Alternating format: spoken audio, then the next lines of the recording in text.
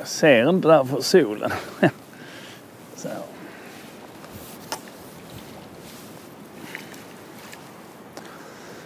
Ja, hej och välkomna till den här filmen om hur man feedermetar när man är på tävling.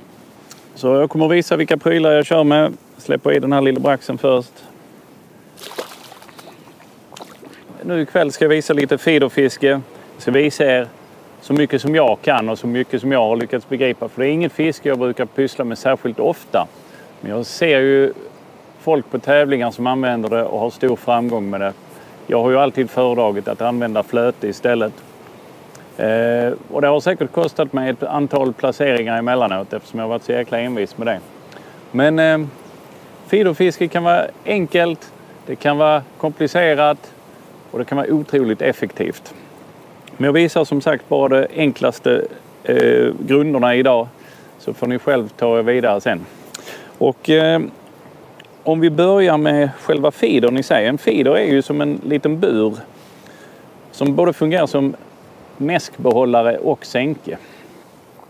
Så tanken är att när man bottenmätar så har man mäsket i här och så kastar man ut. Och så när den landar så mäskar den ju på platsen och sen har du ju krokbetet bara en liten bit därifrån. Så att med den här metoden så kan du få en otroligt koncentrerad mäskbild. Och feederna finns då det finns sådana här som är som en bur, som en nät. Sen finns det plastfeeders med lite hål i så här. Och sen finns det då sådana här som är till för att ha till exempel maggot i. Om man inte vill ha mäsk utan bara släppa ut maggot så kan de krypa ut ur hålen där. Och så är det då med olika tyngder och sånt. Det finns, jag skulle gissa på tusentals olika modeller och storlekar, för att du kan köra med en stor feeder för att få ut mycket mäsk på en gång. Och du kan gå ner och ha en jätteliten feeder, till och med ännu mindre än den här. Jag har hört talas om att de kör ibland så små som en fingerborg, för att det är den lagom mängden mäsk de tycker passar bra där till just det fisket då. Så att det finns massor. Ni väljer någon som ni trivs med. Men de här standardstorlekarna funkar för det mesta för oss vanliga dödliga. Så skaffa några sådana. Hur tacklet ser ut sen, det visar jag där hemma vid skrivbordet. För det är mycket enklare att visa där. När det gäller själva mäsket så är det inga konstigheter. Det funkar med vilket mäsk som helst. Skillnaden mot när man ska kanske skjuta det med slangbälla eller kasta ut det är att man gör mäsket lite torrare. Så att det inte binder ihop så bra. För binder det ihop för bra så kommer det att sitta kvar kletat i feedern och kommer inte ut på fiskeplatsen så bra. Så att mäsket lite på den torra sidan, det ska vara precis så det sitter kvar i feedern när du kastar och sjunker ner. Det finns ett annat sätt att fiska feeder på, och det är att köra med en som heter method feeder. Och då kör du med jätteklibbigt mäsk som håller kvar där betet ligger kvar i mäsket på vägen ut. Men det är en annan historia som vi inte ska gå in på här i detta avsnittet. Nu har jag ju redan börjat fiska här som ni såg, och så när jag kom hit så gjorde jag så att jag fyllde en feeder med mäsk, kastade ut den, lät den sjunka till botten och sen klipsade jag linan. Man sätter alltså fast linan i det här klipset som är på spolen. För när du kastar sen så kastar du tills till linan slår i klipset. Då kommer du lika långt varje gång. För meningen med att mäska är ju att ha mäsket på ett ställe och locka dit fisken. Sprider du ut mäsket, sprider du ut fisken. Och tappar det, då kan du lika bra fiska utan mäsk. Så mäsket ska hamna så koncentrerat som möjligt. Klipsa är A och O liksom, så att du kommer där. För det är svårt att avgöra när man kastar liksom för hand. Om du är 2 meter längre ut eller 3 meter längre in. Så då kan det vara skillnad på 5 meter. Och framförallt om du tävlingsmetar så kan det där vara super viktigt. Hur koncentrerat du får det. För ju mer koncentrerat, i regel så kommer nappen snabbare då också. I sidled tar man ju riktmärke mot någonting på andra sidan. Så att man kan kasta i samma riktning hela tiden. Det är mycket lättare att hålla koll på. Nu när jag skulle börja så kastade jag ut 4 eller 5 feedrar innan jag satte på bete på kroken. 4-5 feedrar och sen packade upp kamerorna och det och sen efter det började jag fiska, så att mäsket har legat där en timme nu cirka. Och jag har gjort några kast, fått några mörtar och en liten braxen. Hur mycket ni ska mäska i början, ja det är en sån sak man lär sig. Men med feeder så är det ju så att ju oftare det nappar, ju oftare kastar du ut nytt mäsk, så du fyller ju på liksom mäskplatsen hela tiden. Så att när du vet exakt vad du pysslar med och känner till din sjö eller ditt vatten bra, så vet du att det kanske passar bättre att kasta ut 10 feedrar i början eller 20 feedrar. Jag har sett på tävlingar att de kastar kanske 30-40 feedrar och stora feedrar för att få ut mycket mat, för de vet att det är det som kommer att göra skillnad i slutet. Det är vissa som till och med har ett speciellt spö, extra kraftigt feeder med extra kraftig lina med en stor feeder så de kan proppa i jättemycket mäsk på en gång och så kastar de. Och för att kunna komma lika långt med det spöet som det spöet du fiskar med sen, så kan man sätta upp 2 banksticks, sådana här pinnar som klykorna sitter på. Sätter upp dem 5 meters mellanrum och så binder du linan runt där. Så ser du exakt hur många meter lina du är ute. Klipsar linan.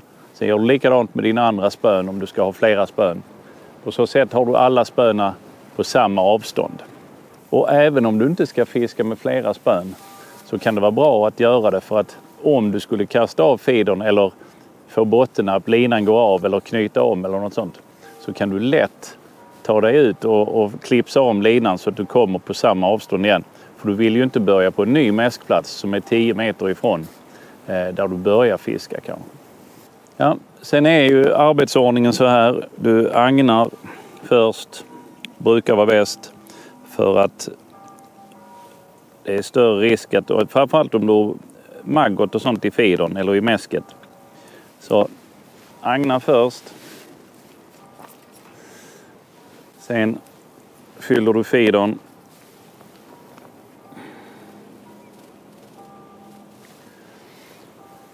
Och nu blåser det så idag, så jag har satt upp parasoll och sånt, så jag måste ställa mig upp för att kasta.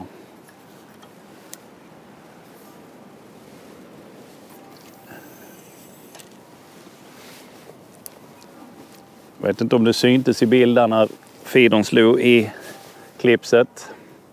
Låt den sjunka, spänn upp försiktigt. Och sen gäller det i princip att sitta bekvämt och ha spöet lättillgängligt. För att man kan ha spöet i knät också, men då är det lite så här, minsta lilla du rör dig så vippar spötoppen och sånt. Och när det kommer in braxen och sånt, ibland nappar de på bara. Men ibland kan de nappa extremt försiktigt. Och då gäller det att man ser minsta lilla. Så vi ska se här nu om det händer något mer. Jag har inte gjort någon kast. Första kastet jag gör efter jag fick braxen som jag visade där i början.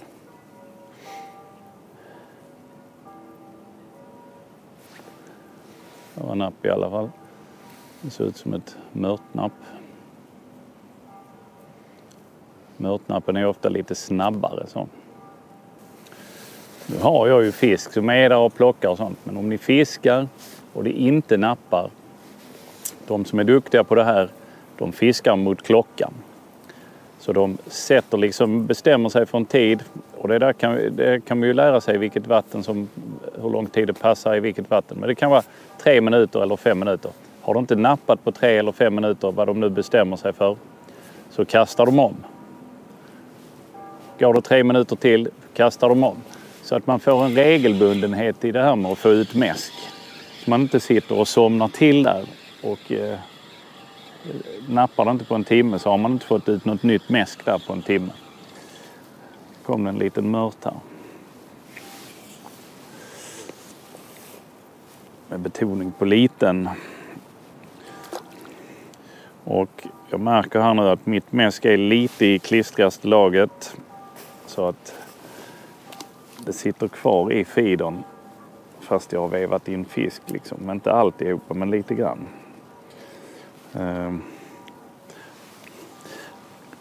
Nu gjorde jag mäsket häromdagen för jag var och fiskade någonting annat. Sen har jag haft det i frysen efter det. Så att det är ju inte nyblandat detta mäsket. Och det kan ju vara en anledning till att det är lite degigare. Vi kör ett försök till här.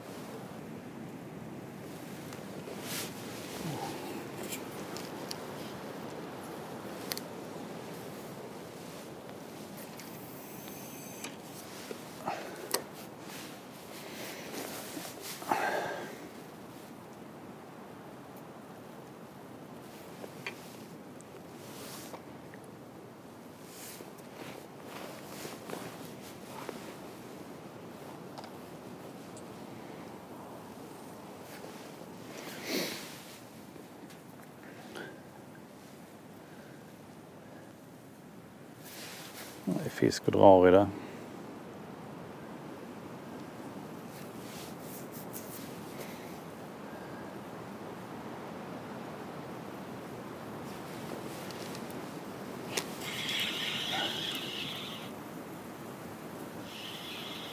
Kan vara lite braxen till det här.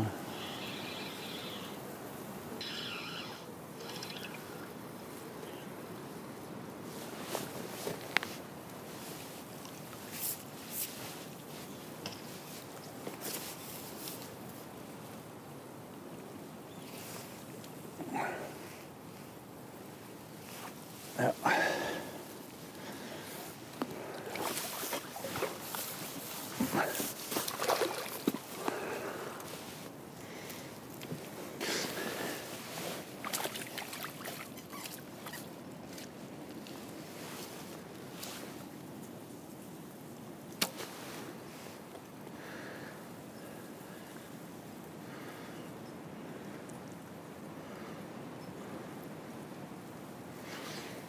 Ja, minibraxen, 4-5 hektar kanske.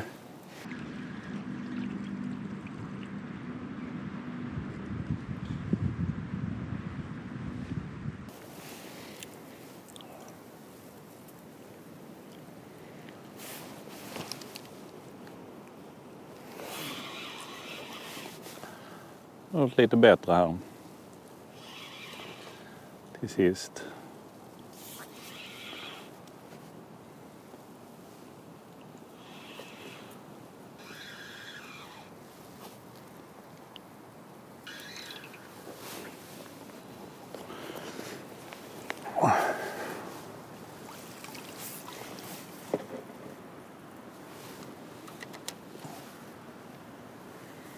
Det syns tungt och fint.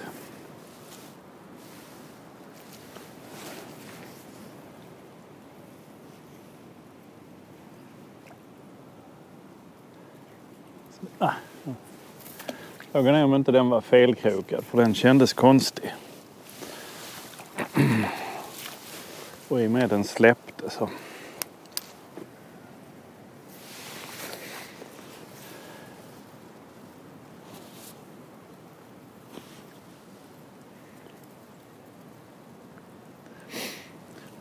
Sen exakt när man ska kroka, det är en sån grej man lär sig efter ett tag. Kommer en fisk igen. Men lite bättre. Därför mörtarna har försvunnit skulle jag tro, för att det har kommit in lite bättre fisk nu.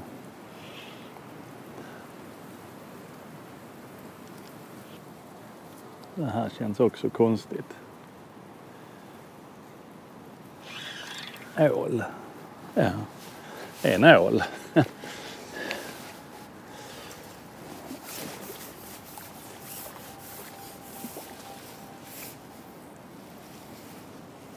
Så vi ser om vi kan få i det. De är ju hopplösa att hålla koll på.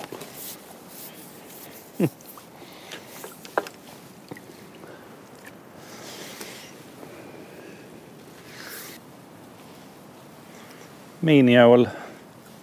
Vi bara se här om det går att få loss kroken här på den. Nej, det blir till att klippa linan där. Han har smugit i sig fisk, eller smugit i sig maggoten utan att jag har sett nappet. Och sen när jag såg nappet så satt det i halsen. Då klipper jag linan så nära munnen som möjligt, så får vi hoppas han kan spotta ut kroken sen. Jag tror inte det är någon chans att jag skulle få fatt i den kroken.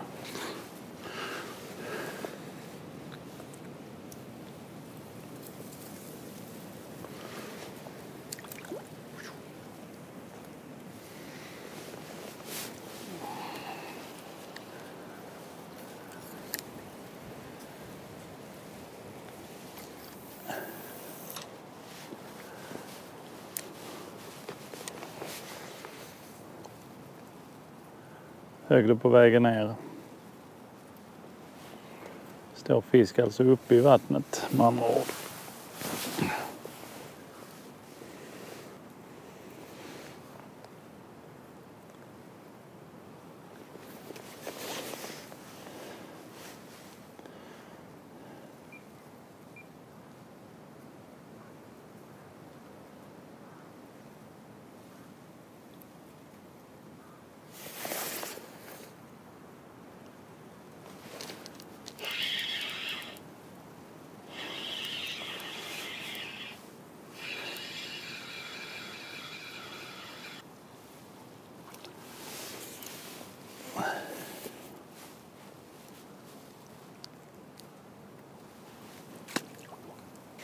Som ni ser så funkar feederfiske även till mörtar, men jag skulle vilja säga ändå att den är mest överlägsen när det är rent braxenfiske.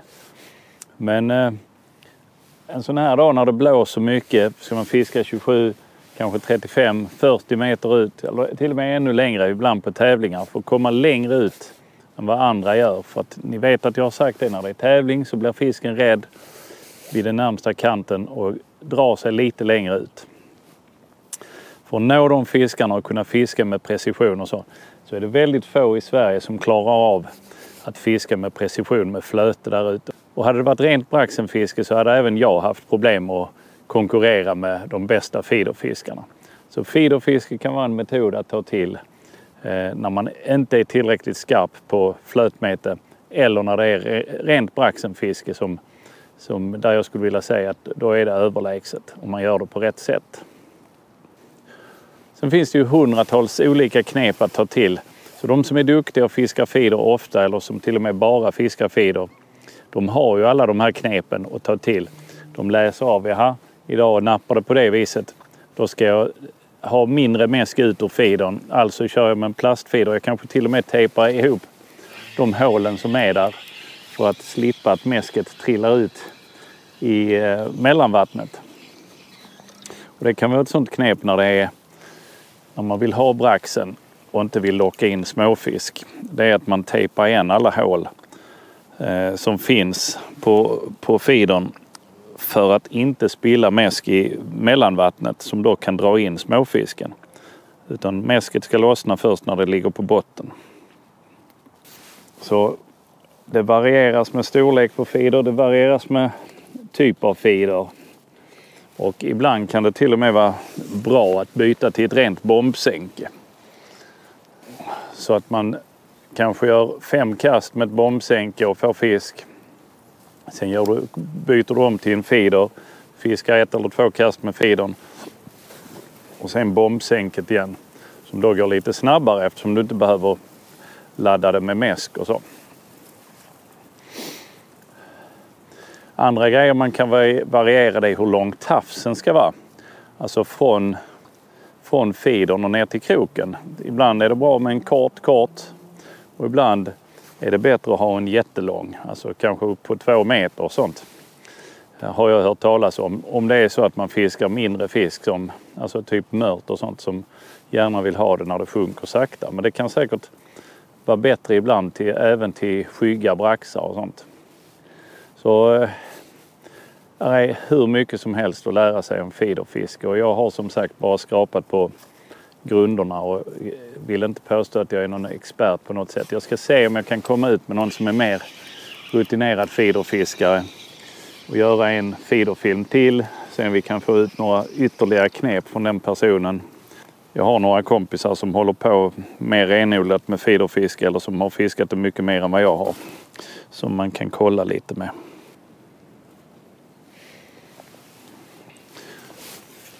Sen för er som är helt nya på det här. Ni kanske undrar hur man märker när feedern har slagit i botten eller sänket har slagit i botten. Och då är det så att när ni har kastat ut så håller ni linan spänd. Så här, om ni tittar på spötoppen nu. Så när det slår i botten, där slog det i botten. Då slackar linan. Och så får man spänna upp det lite grann. Så där. Verkar det vara fisk som har tagit det redan och drar i det. Ja, ni ser. Det är fiskar som drar i det redan. Så får man hålla på och justera lite så här till man har fått lagom spänn på linan. Jag vill ha lite böj på toppen, men inte för mycket. Och det är också en sån grej man kan experimentera med olika tjocklek eller olika grovlek på topparna. Det finns, när köper du ett feederspö så är det olika, vad ska man säga, styrkor på topparna. Och fiskar du i strömmande vatten så får du kanske gå upp lite grann. Annars kommer spötoppen att vara maxböjd liksom hela tiden. Och fiskar du i helt stillastående vatten där det kanske du fiskar med små krokar och efter skygg fisk, bara ett fåtal fiskar. För du kanske går ner till den allra finaste toppen för att kunna se nappen ordentligt. Så toppen kan vara ack så viktig att tänka på när man väljer spö. Ska man bara sitta och nöjesmeta lite så funkar det med ett vanligt spinnspö så att säga. Men ska du tävlingsmeta så behöver du ha ett som registrerar så många napp som möjligt under de förhållanden som är. Så att ett spö med många olika toppar, eller 3, det brukar vara 3 eller toppar till eller något sånt. Jag kan inte marknaden så jättebra. Men skaffa ett spö med flera toppar så du kan byta till kraftigare topp eller tunnare topp. Sen när det gäller lina så tycker jag ju flätlina är ju helt överlägset. Alltså ska du feederfiska så ska det vara flätlina. Sen har jag satt cirka 4 meter 0,26 fluorokarbon ytterst. Men det är mer för att jag är inte riktigt nöjd med att ha flätlina ända fram till feedern. Sen har jag det ibland ändå, men ja, det är en smaksak det där om man vill ha nylon eller fluorokarbon längst ut. Jag har ibland fått för mig att flätlina ända fram skulle störa fisken, men jag har inte någon riktiga belägg för det. Men jag kör med fluorokarbon i alla fall ytterst, där det blir lite extra stötdämpning av den också jämfört med om man kör flätlina ända ner till feedern.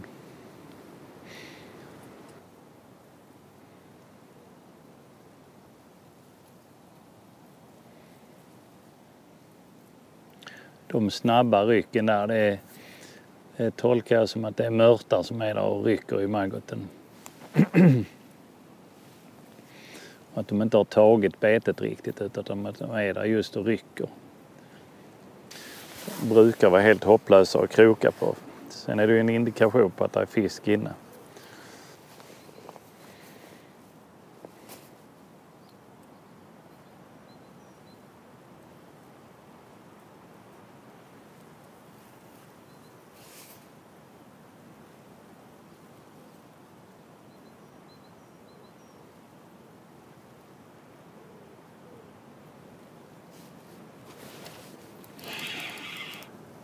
Nu kom det något lite bättre igen här.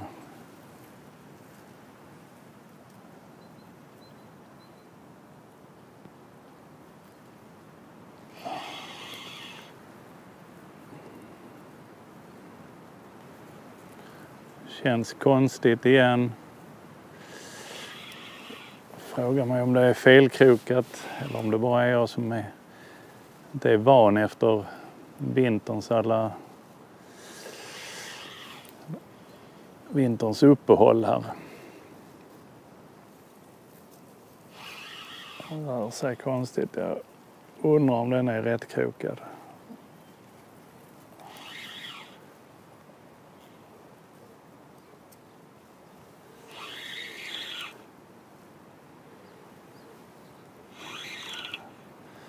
Eller om det är en ål till kanske.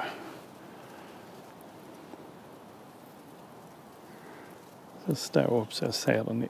Förra gången släppte den ju. Det kan vara en ål.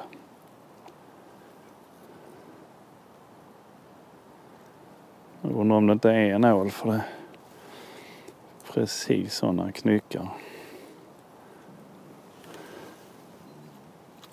Jo, visst var det en ål.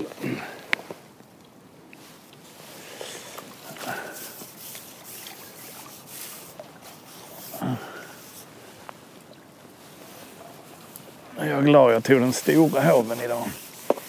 Och ålar kan vara ett helvete att få i hoven.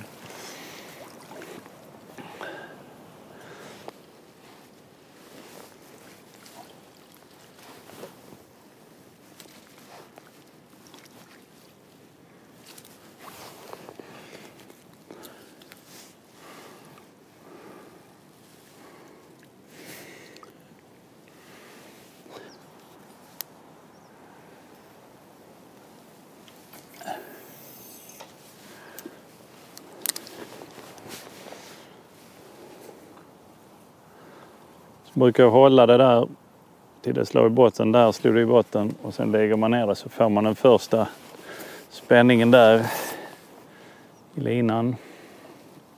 Sen får man justera sakta med rullen här.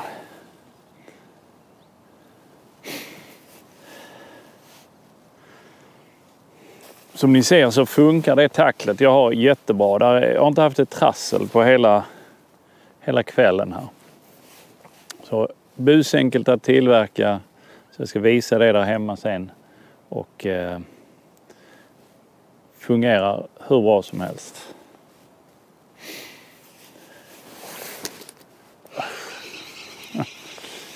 Nej. Jag är inte riktigt nöjd med min... Nu var tävling här. Så hade jag antagligen förlängt tafsen mellan feedern och kroken. Eftersom jag missar många napp här så tänker jag att jag ser nappen för tidigt. Förutom då ålarna som sväljer det helt. Men jag gissar på att jag ser nappen för tidigt och krokar för tidigt. Eller att fisken känner motstånd för tidigt. Så att jag skulle behöva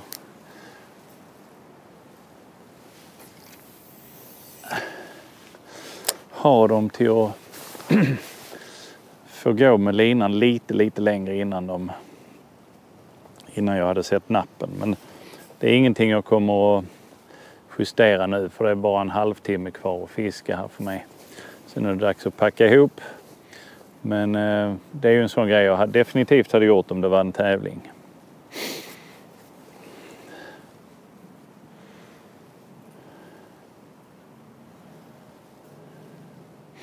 Jag hade hoppats jag skulle få någon lite större braxen här. Eller en sutare kanske.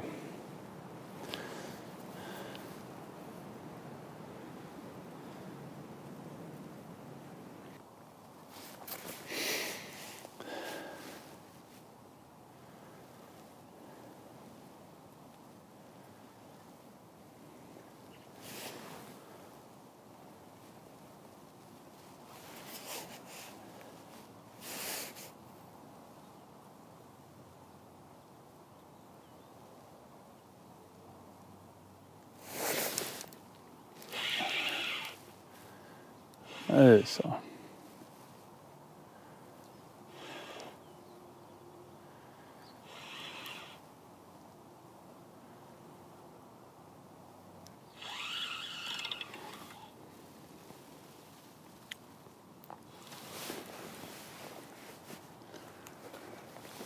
Wow.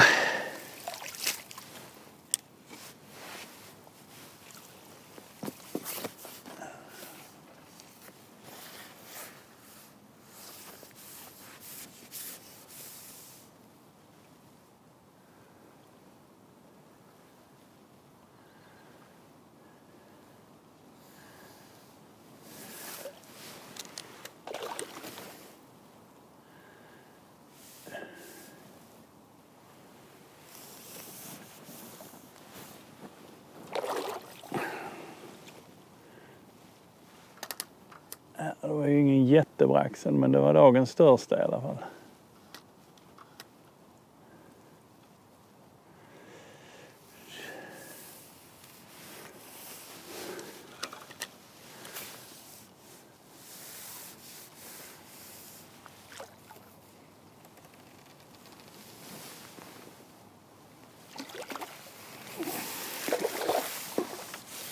Wow.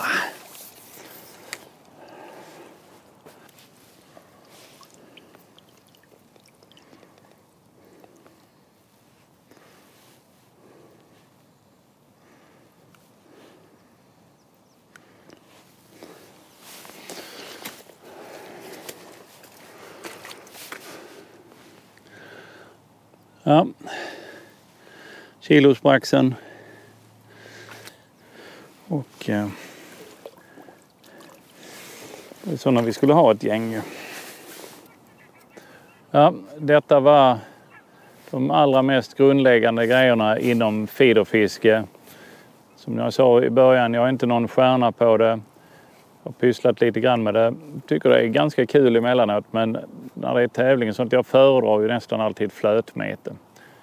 Men har ni sett grunderna? Jag kommer göra fler filmer hoppas jag faktiskt i år redan som går in mer på feederfiske. Jag ska se om jag får fatt i någon bättre feederfiskare än vad jag själv är. Som kan tipsa om lite mer grejer att tänka på. Och sen så visar jag tacklet som jag använder, för det funkar jättebra. Simpelt tackel funkar jättebra. Och det är så ett tackel ska vara, enkelt att knyta och fungera bra. Och om ni är sugna på att lära er mer om feederfiske och bli riktigt duktiga på det, så ska ni ju definitivt ställa upp i feedertävlingar. Det finns massor med olika att välja på, och de som ställer upp där och är med i de tävlingarna, de berättar gärna och hjälper till med olika typer av tackel och tips och sånt. Du får en helt annan utvecklingskurva om du är med på sådana tävlingar och vågar fråga dig fram lite grann, för att de som tävlingsmetar tycker det är kul när det kommer nya som de kan hjälpa, och det är inte så farligt som det kanske verkar. Nej, sista kastet här nu ska jag göra, så får vi se om det kan bli något på det.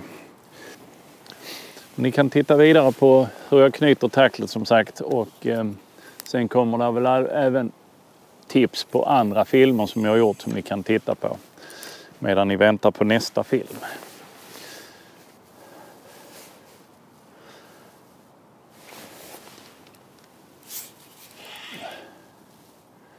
Kommer braxen till. Helt annan typ av napp, mycket lugnare napp.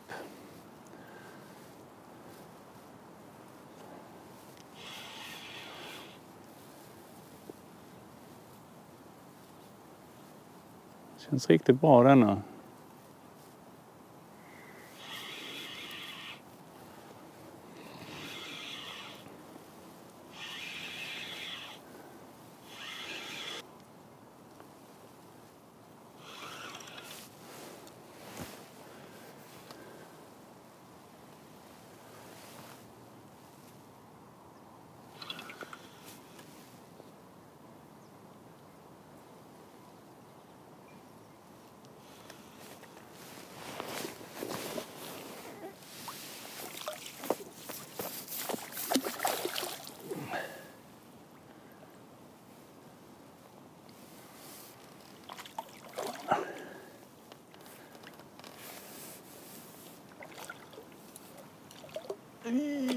Kom upp där.